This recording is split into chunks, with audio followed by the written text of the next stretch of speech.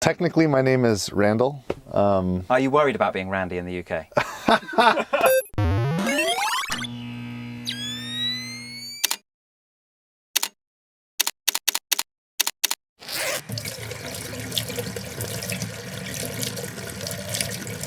Oh, yeah. Hail to the king, baby.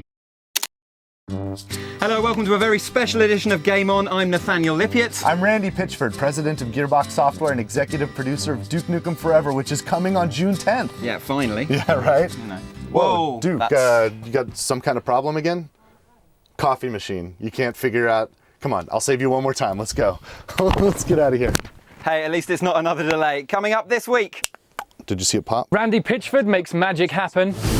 Modern Warfare 3 makes logos happen. Brink makes frustration happen. And LA Noire's Aaron Staton makes facial hair happen. First though, here's the man that brought Duke Nukem back to life. Randall S. Pitchford II, yes, that is his real name, the president of Gearbox Software, is set to succeed where others failed, breathing life into a legend that we thought for a moment was dead, but according to Randy, he was just busy.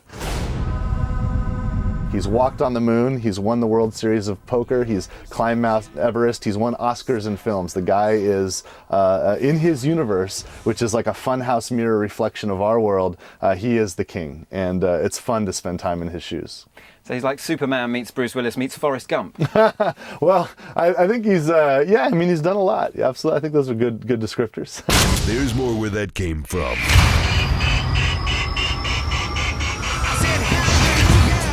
Duke Nukem returns, All being well, on June the 10th in Duke Nukem Forever, a reboot that retains the character of the iconic old-school shooter Duke Nukem 3D, made in 1996 by a 3D Realms team that included a young Randy Pitchford. Randall Pitchford III. Randall Pitchford the second. Sorry. Earlier in the mid-90s, when I was just getting started in the game industry and I got a chance to work on Duke Nukem 3D with the Duke Nukem team, I knew how big that was and how great that experience was. And in many ways, I feel like I owe Duke Nukem my career. This is taking forever. Time to stop around and get this big guy back into action. For those of us that are discovering Duke for the first time, it's like discovering the Beatles or Led Zeppelin or something. So it's a big deal. Yeah, also like the Beatles, Duke does have a tendency to get women quite worked up, though not quite in the same way. All right, time for my reward. In DNF's Capture the Babe mode, players are encouraged to spank the girls that they're carrying over their shoulders, promoting outrage from certain corners of the media. Oh yeah, I'm bringing sexy back. We gave Randy the right to reply to his accusers with a proper grilling in a video you can watch at youtube.com/GameOn. He also talked to us about that line between Hugh Hefner and Chris Brown. You know that line? The line between fun and frankly illegal. Have you censored anything because of the feedback you've received about Duke Nukem? The game development has been, dare I say, intelligent in playing with that line. There's a fuzzy line between things that are so safe you don't notice them and things that are clearly wrong. And there's this wide fuzzy line between those two points.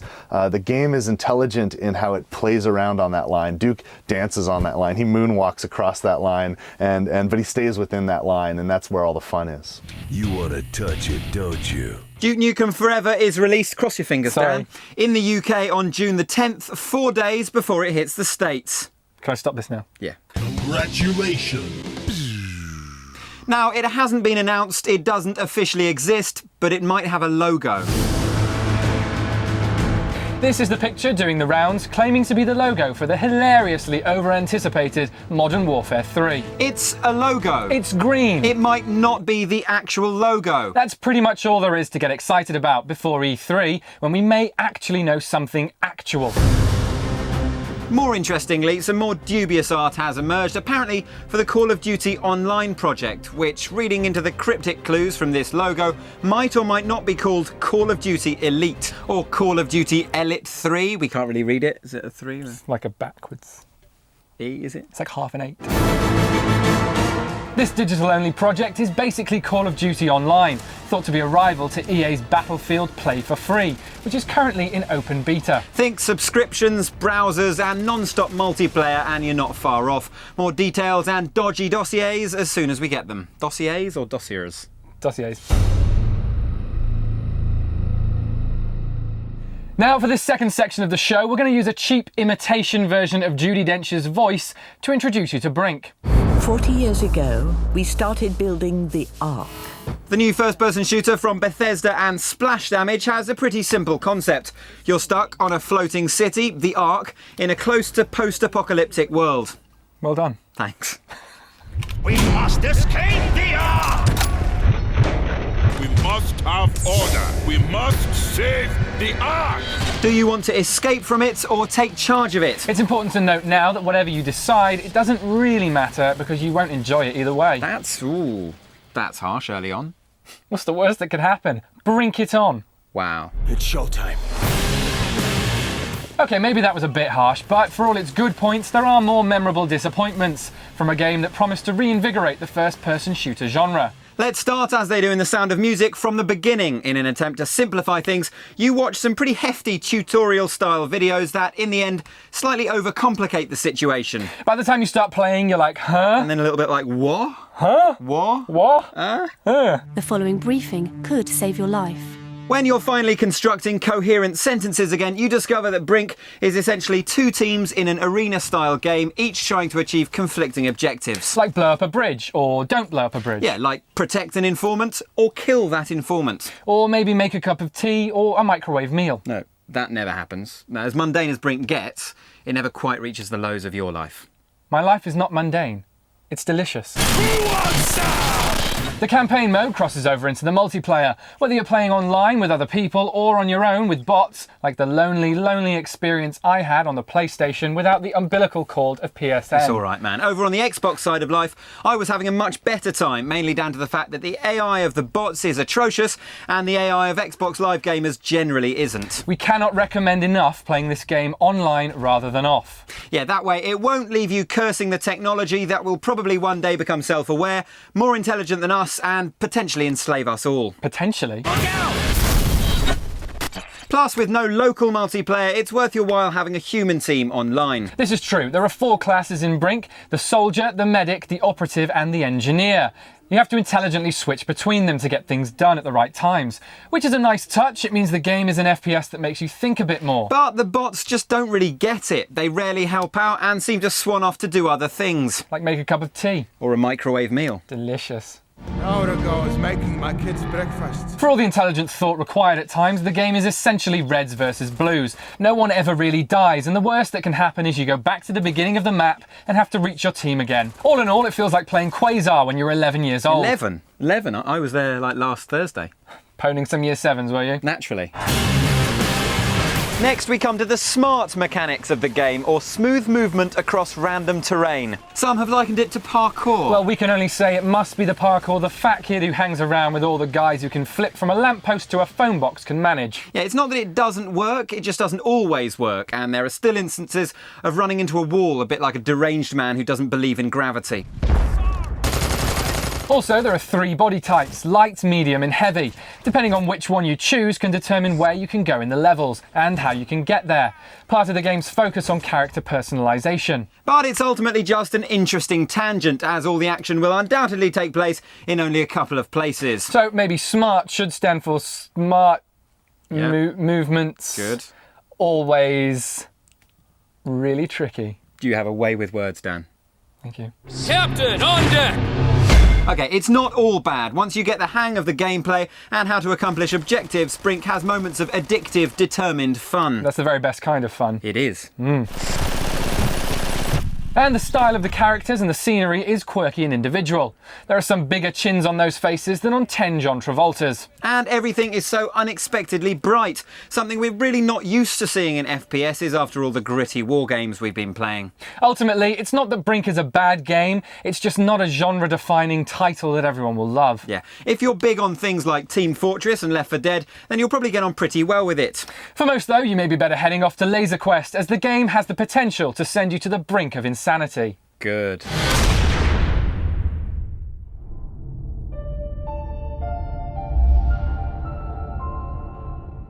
LA Noire is now only a week away and we couldn't be more excited. Someone else who's clearly excited about it is Aaron Staton. You know, I thought that it would be, you know, exciting in a way. See? Phelps, Earl, a shooting at the 111 Club. He plays the main character Cole Phelps and he's so giddy he's forgotten how to shave. He's been giving the inside scoop on Phelps, who we see here in the billiard room playing a tense game of Cluedo with a fine, honourable-looking gentleman. Are you denying that you strangled Mrs. Tarleton with a length of rope? I'm not denying anything. You have to have proof. Cole Phelps is a war hero. He's on a mission to right some of the wrongs. I mean, he was decorated while at war and considered a hero, but, you know, there's a lot of inner turmoil and conflict to sort through. There you go, Cole Phelps straight from the horse's mouth. Whoa, don't call him that. I mean, I know the beard's a bit of a change, but he doesn't really look like a horse. Looks a little bit like a horse. I'm only going to warn you once, gentlemen. Stay out of this. As well as Aaron showing off his chin fluff, Rockstar have unleashed the launch trailer for the highly anticipated crime thriller. Jesus Christ! It gives us a good look at the action that we can expect in the game, with plenty of shots of guns, some screeching cars, and a few more guns. It is literally enough to get anyone excited. My 7-month-old son, I think he'll get a kick out of it. 7 months old and a gamer. That is impressive. That's nothing. I was playing Asteroids in the womb. Is that true? Not gonna happen, fellas. And Aaron's son isn't the only member of the Staton household who enjoys a bit of gunslinging video game action. No, it would seem his wife will be pretty handy in an apocalypse brought about by the undead. She'll play Left 4 Dead because she does enjoy shooting a zombie or two. A girl after my own heart. No zombies in LA Noire, though, are Well, you never know. They did make Undead Nightmare, so maybe one day flesh-eating zombies will walk the streets of LA. I hear that's what they're like already, so... Zing! Hey, come on! You just don't get it, do you? LA Noire is out on the 20th of May, so real soon now. Yay! So that's pretty much it for this week, but we leave you in the more than capable hands of Mr. Duke Nukem, getting schooled in magic by his stepdad and former professional magician, Randall S. Pitchford II. Yeah, over to you, Randy, and more gaming gun shows next week. If I do that. You could probably put a bit more effort in.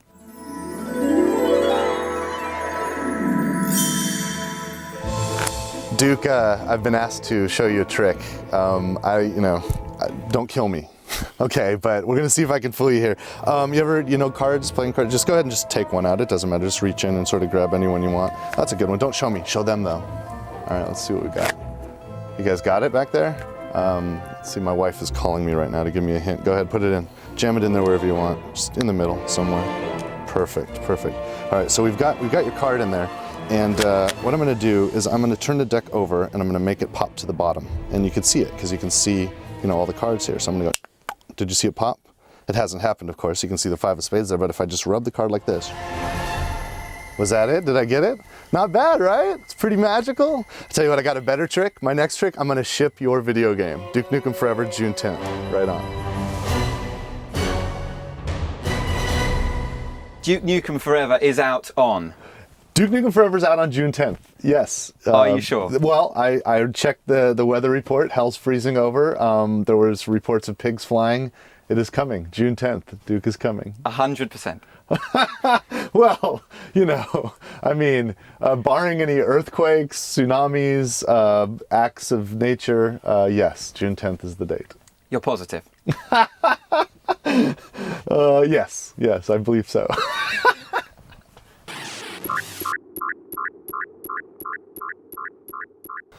It's like just the way you like it. Okay.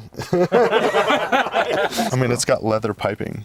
Leather piping. That's like, look at that. Really it's does, leather. Yeah. It's like, it's ridiculous. Who makes Yeah, like good this? lining as well. Who makes stuff like that?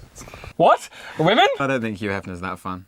I don't know. He's a bit of a sleazy perv. Duke Nukem Forever is released in the UK on the 10th of June. Close to post-apocalyptic. Close to post-apocalyptic. Close to post-apocalyptic. Close to post-apocalyptic. Oh. I tried to slow it down. Are you going to say brink it on? Brink it on. Like, brink it on. Brink it on. Brink. Yeah, I got it. Bring. Brink, aka bring. I think you need to do that with the emphasis on the right syllables. My name, Oh no! Sorry. My name. It worked! Okay. Burning some year 7s, were you? You sounded like you finished that sentence 8 times. Nice. It gives us a good look at the action that we can expect in the game, with plenty of shots of guns, some screeching shards. They're just not words, these things that you're saying. Screeching shards. That's like the weather forecast. Tonight there will be screeching shards. The middle class weather forecast now. Showers and wind. No, it would seem his wife would be pretty handy in a copper. Oh my gosh. In a copper. In a copper. A copperlips. Butter on bear. The Red Dead Redemption cards. You've got to be kidding me. No, I'm serious. Randy the Rescuer. You want me to say special guest? You don't need to. I'm your very special guest. I'm so special. Trust me, for this show, you are special. Okay. Thanks.